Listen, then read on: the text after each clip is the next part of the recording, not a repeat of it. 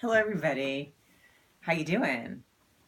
I took back-to-back videos here so that I could make sure I did get this video in.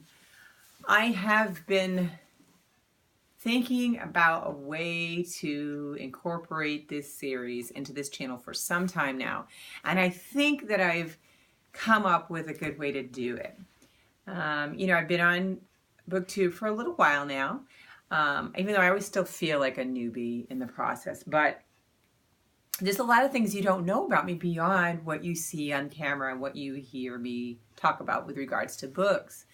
One thing that I'm very passionate about is genealogy and family history research.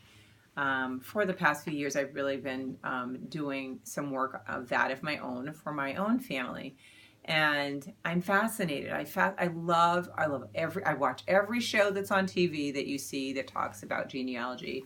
I love getting genealogy books.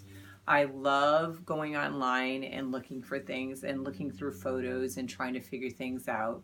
There are things that I don't love. There is, work that is entailed in that as well, that I'm not so particularly keen on, but I'm learning that there's you take the bad with the good, right? So, but what I wanted to do is incorporate a way that I didn't want to create another channel to talk about another passion of mine.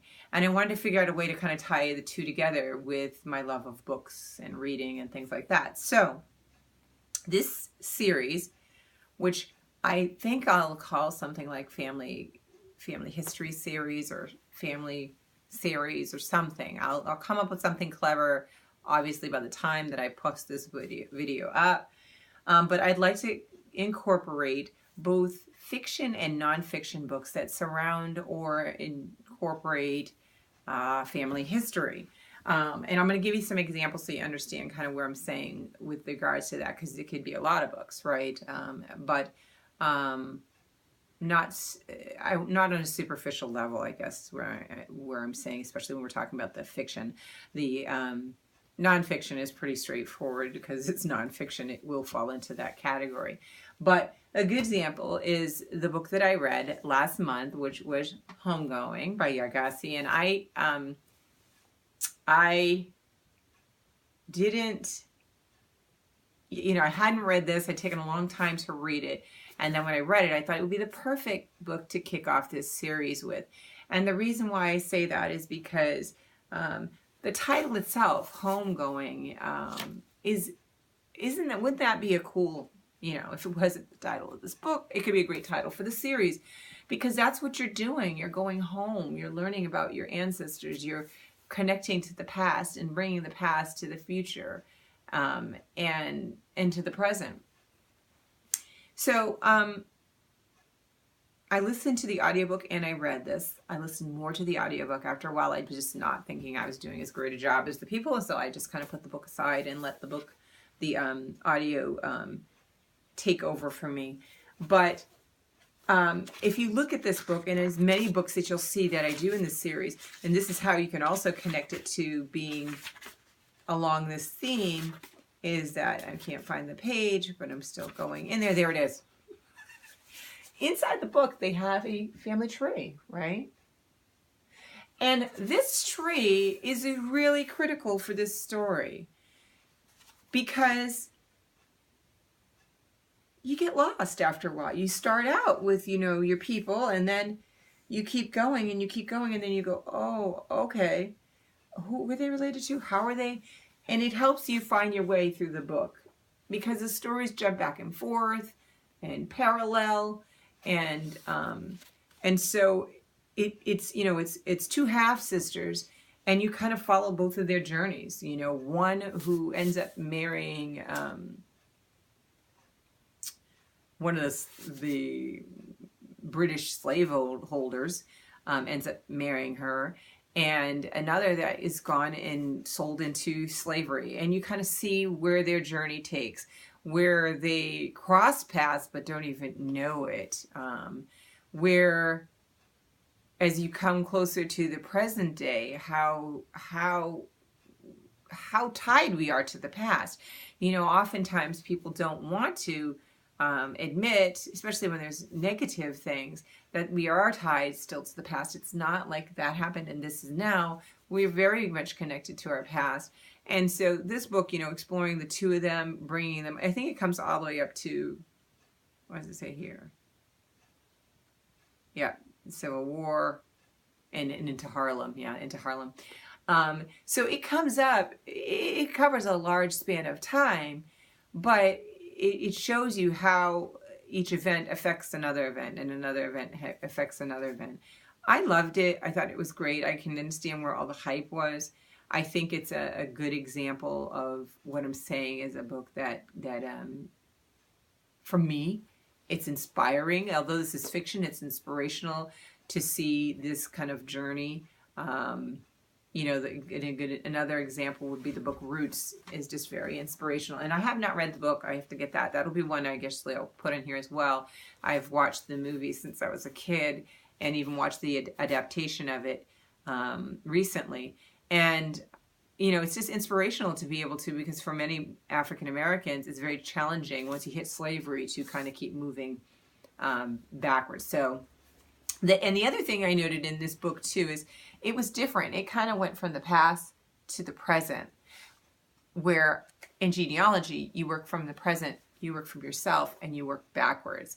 So it was neat to see that presentation of the information as opposed to going, from myself or coming from the present and going into the past. So, and she could have done the book that way, but I think it was more powerful in the way that it was set up. So this is a good book, an example of one. If you know any other books too, I would welcome recommendations of books if you can think of books that will fulfill and fit into this kind of category. I know it's kind of gray right now, but as I begin to show you more books, I think you'll know what I'm talking about. So I have a couple books lined up. And this series will be irregular. It won't be like every week. It'll be as I read these books, I will come up with them and talk about them and talk about how it fits into the series. So this is one that I have not read yet, but it's on my list. And this one is called Shaking the Family Tree, Blue Bloods, Black Sheep, and Other Obsessions of an Accidental Genealogist. So, this one will give us a really good idea of, watching somebody do the journey of genealogy, but a story. And it is a story. It's a fascinating thing. So I'll read you a little bit on the back here. It says, in Shaking the Family Tree, Jackson dives headfirst into her family gene pool, flying cross-country to locate an ancient family graveyard, embarking on a week-long genealogy Caribbean cruise, and even submitting her DNA for testing to try to find her Jacksons. In the process of researching her only family lore, she meets legions of other genealogy buffs who are as interested as they are driven. From the boy who saved his allowance so he could order his great-grandfather's death certificate, to a woman who spends her free time documenting cemeteries of Colorado ghost towns. Jackson's research connects with distant relatives, traces her roots back for more than 250 years. So this will be more on what we're talking about, the nonfiction side of the case of genealogy, right? And family history. This one is this one is also a nonfiction. Did I pick all nonfiction? No. There was only this fiction.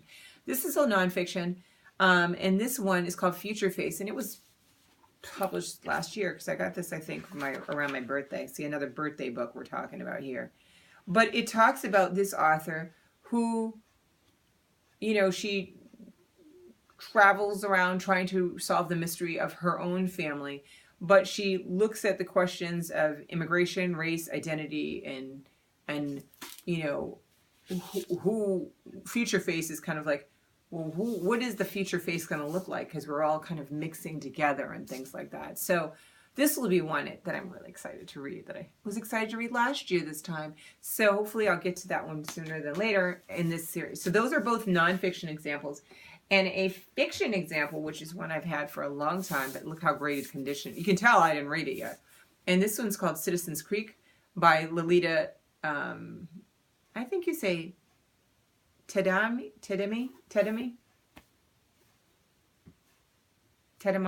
Oh man, butchered several times. She wrote Cane River, which is another one another book by her. But this one here is was a debut novel, and it is a slavery story. It's written in two parts, portraying the parallel lives of two different characters, and they weave them together from with Native Americans and African Americans. And this, I've just heard so many great things about this, and just have never read it because guess what? Didn't chunkerphobia. It's not that it's really that huge. It just looks huge, and I bet you it's going to be fast read. So this is an example. So if you look at these examples and you think of any other books, let me know, because I'm trying to get more books in this category. Because, you know, and maybe I might share little tidbits about what's going on with me and my genealogy or whatever too. But I don't want to turn it into a genealogy channel or a family history channel. I just like the books that actually kind of do that.